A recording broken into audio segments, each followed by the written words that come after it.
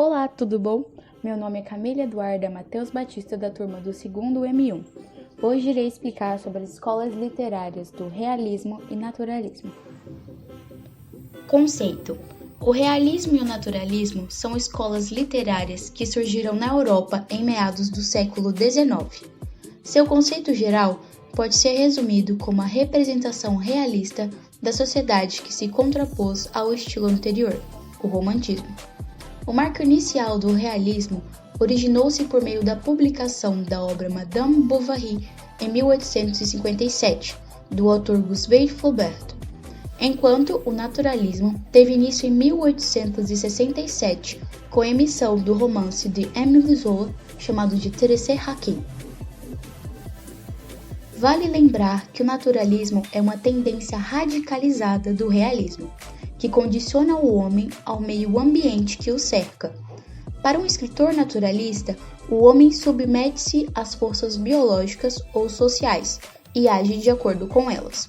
Ou seja, todo escritor naturalista é realista, mas nem todo escritor realista é um naturalista. Contexto histórico. Com a grande turbulência social vivida pelas pessoas durante as revoluções do século, como podemos citar a Revolução Francesa, a sociedade burguesa havia se implantado, ou seja, as tradições monárquicas e a influência da Igreja sobre o Estado haviam se restringido, trazendo uma grande mudança nas estruturas sociais, como a introdução de uma visão científica em relação às formas de organização social, juntamente com a humanidade em si. O objetivo era procurar uma verdade por trás de tudo, para entender e descrever a realidade de uma forma melhor, o que acabou conduzindo a literatura a representar a sociedade realisticamente. Então, este movimento que iniciou-se na França, ligeiramente já estava dispersando-se para o mundo. Logo, o realismo foi influenciado pelas novas teorias científicas que surgiram na época, como o positivismo de Comte, o comunismo de Marx e Engels, evolucionismo de Darwin e determinismo de Taine.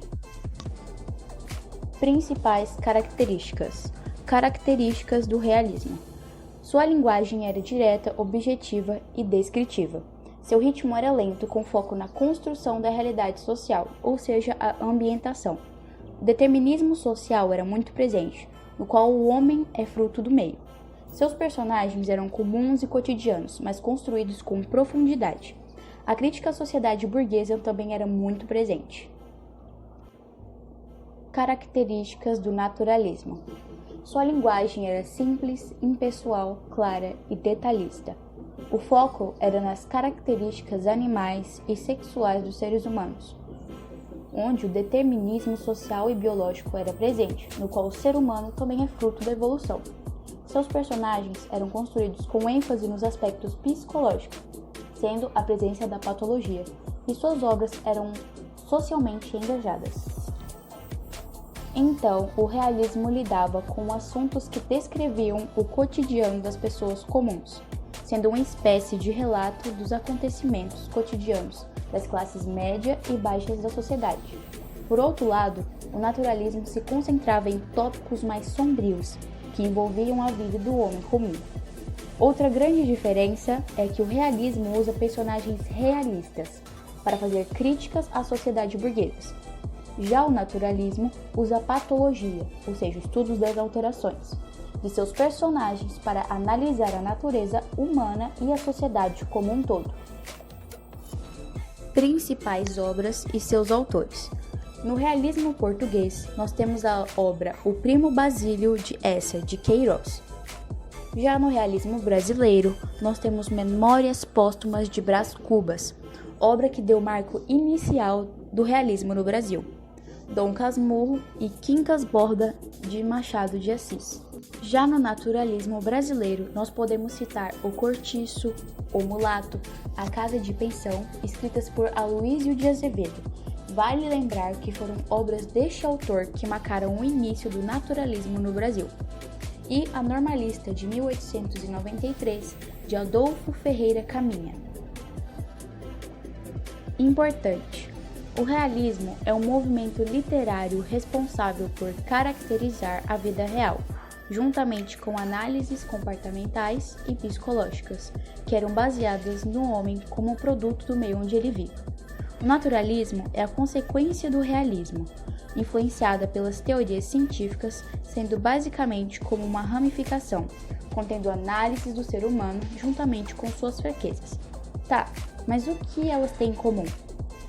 Eram contrárias ao romantismo, negando a fuga da realidade, buscavam o resgate do objetivismo com descrições detalhadas, sugeriam a representação fiel da realidade, apontam falhas e propõem mudanças de comportamentos humanos e das instituições e substituem os heróis românticos por pessoas limitadas e comuns.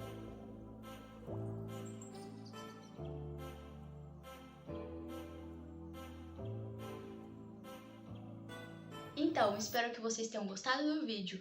Não se esqueça de se inscrever no canal e deixar o like, porque colabora bastante com as nossas professoras. Espero que tenham gostado do vídeo e tchau, tchau e bons estudos!